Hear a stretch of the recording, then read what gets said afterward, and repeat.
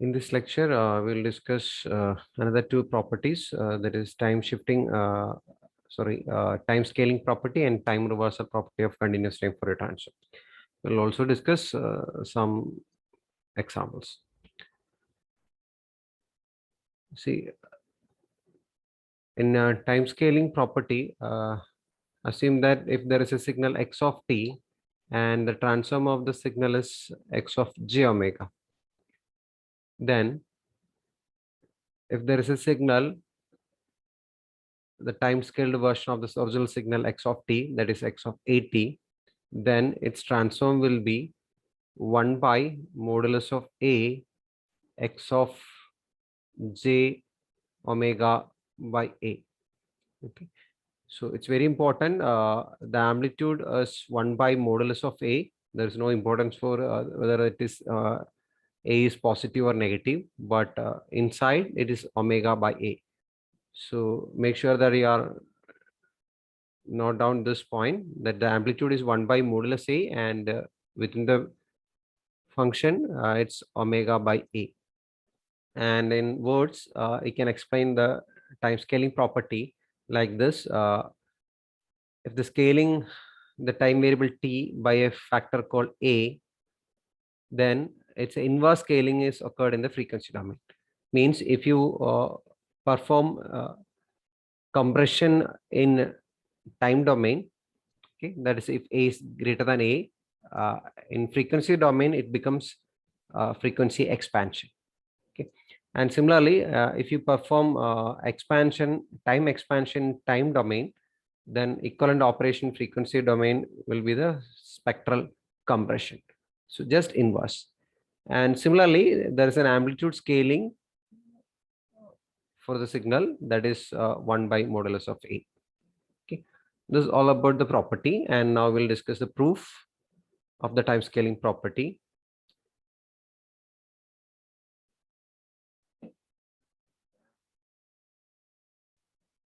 We know that the Fourier transform of the signal x of t is given by x of j omega, which is written by the equation integral minus infinity to infinity x of t into e raised to minus j omega t dt.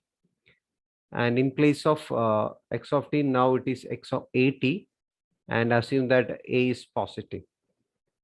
Okay, so we need to find the transform. It's simply integral minus infinity to infinity x of a t into e raised to minus j omega t dt. And we can substitute at is equal to m. So dt is equal to dm by a, and the variable is now changing from t to m. So we can write t is equal to m by a. So the limit of integration when t is tending to minus infinity, m is also tending to minus infinity. When t is tending to infinity, m is also tending to infinity. So we can change the variable now. So it becomes integral minus infinity to infinity.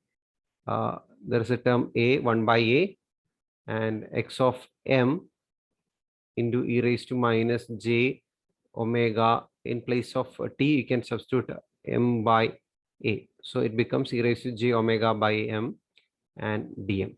Okay. And we know the standard equation is if the variable is t, you can write x of t e raised to minus j omega t dt is written as x of j omega. So now in place of omega, it is omega by a. So you can write 1 by a x of j omega by a. Now we can consider the case then when a is negative, that x of minus at, we need to find the transform of x of minus at. So integral minus infinity to infinity x of minus at into e raised to minus j omega t dt. So if you substitute minus at is equal to m, then dt is equal to dm by minus a, and the variable become t is equal to minus m by a. So the limit t tending to minus infinity becomes m tending to infinity, and the limit t tending to infinity becomes m tending to minus infinity. So if you substitute here, it becomes 1 by minus a integral infinity to minus infinity x of m into e raised to j omega m by minus a into dm.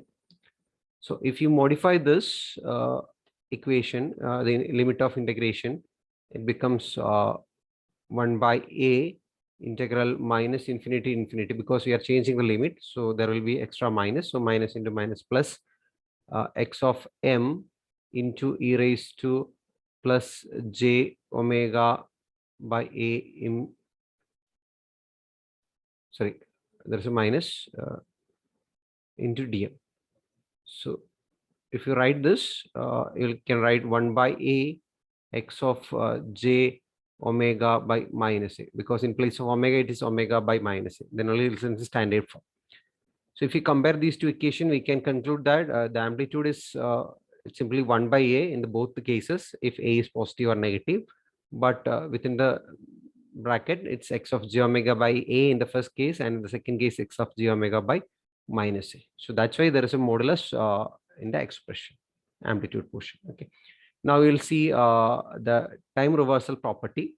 Uh, we can easily prove the time reversal property from time shifting property, because x of at is written by 1 by modulus of a x of j omega by a. So from this expression, it's a is equal to minus 1. So x of minus t can be written as it's 1 by minus 1 modulus x of j omega by minus 1. So if you simplify this, you'll get x of j minus j omega. Okay. So this is the proof of time reversal property. Now we can discuss one problem. Here it's written x of t is equal to e raised to a t into u of minus. So we need to find the Fourier transform of the signal. But there is a standard representation for the signal e raised to minus 8 into u of t. It's a causal signal. Okay. It's a causal signal, and we know the transform of the signal. That is e raised to at into u of t. Sorry, e raised to minus 8 into u of t. It's 1 by a plus j omega.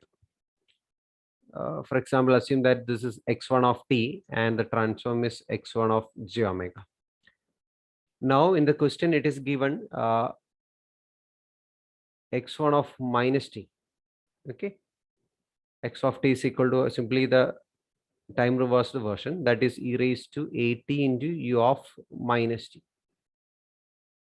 Okay, by according to the time shifting property, sorry, time scaling property or time reversal property, you can write it's actually simply the time reversal property, or you can substitute here a is equal to minus 1, so you can write x of, it becomes x1 of j omega by minus 1. So applying this property, you can get 1 by a minus j omega. So this is the transform of the signal e raised to 80 into u of minus t. Okay. Now we can discuss the another question. Here the transform of a signal e raised to minus 2t into u of t is given. It's 1 by 2 plus j omega. We need to find the Fourier transform of x of 2t, x of 1 by 2 into t, and x of minus 2t. So already the transform is given, and time scaling properties x of at is 1 by modulus of a into x of j omega by a. So we can find out x of 2t, the transform of x of 2t will be, by applying the property, it's 1 by modulus of 2 x of j omega by 2. So applying this property, it's 1 by modulus of 2 x of j omega is this is actually x of j omega, so it becomes 1 by 2 plus j omega by 2.